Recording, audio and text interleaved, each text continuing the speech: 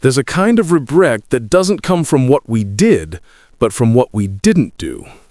This is a story about a man who kept saying, "I'll do it tomorrow," until one day, tomorrow never came.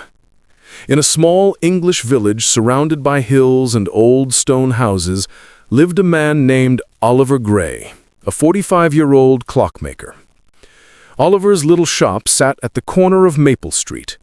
Inside, hundreds of clocks ticked together, each second echoing softly in the air. Ironically, Oliver spent his entire life fixing time for others, but never realized how quickly his own time was slipping away. He had dreams once, big ones. He wanted to paint again, travel to the sea, rebuild the treehouse he once promised his son Ethan. But whenever someone asked him when he'd start, he always smiled and said, "Someday soon, when things calm down." But life never really calmed down, did it?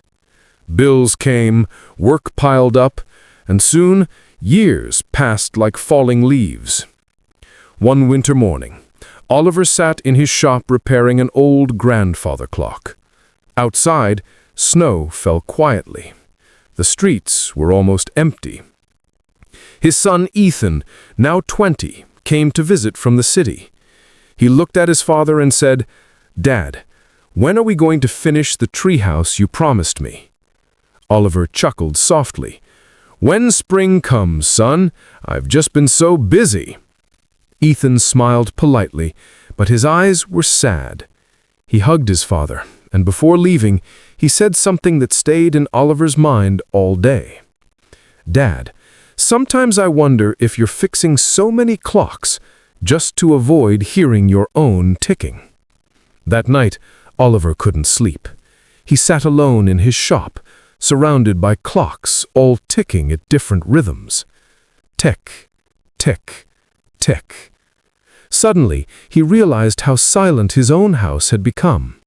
No laughter, no music, only time, slowly running out. He stood up, opened the window, and looked out at the cold village lights.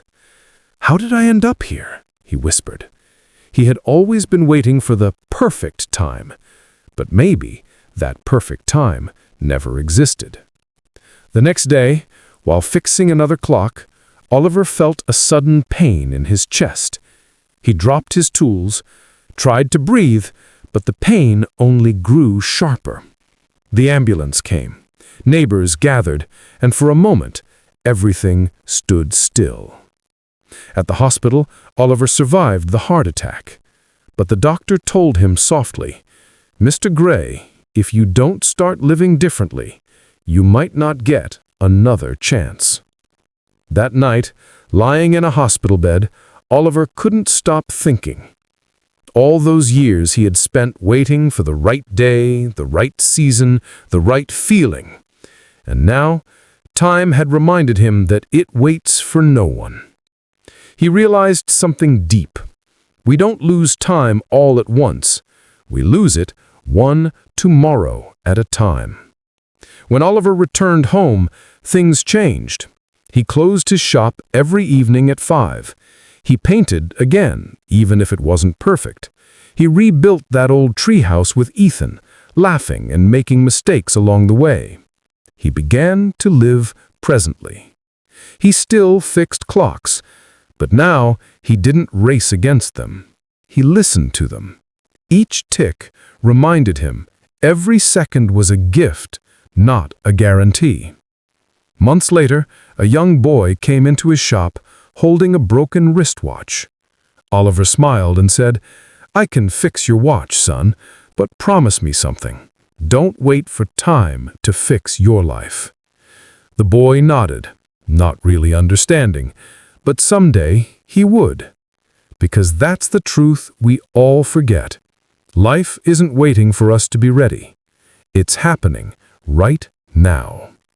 So, if there's something you've been meaning to do, someone you've been meaning to call, a dream you've been meaning to start, do it now before it's too late.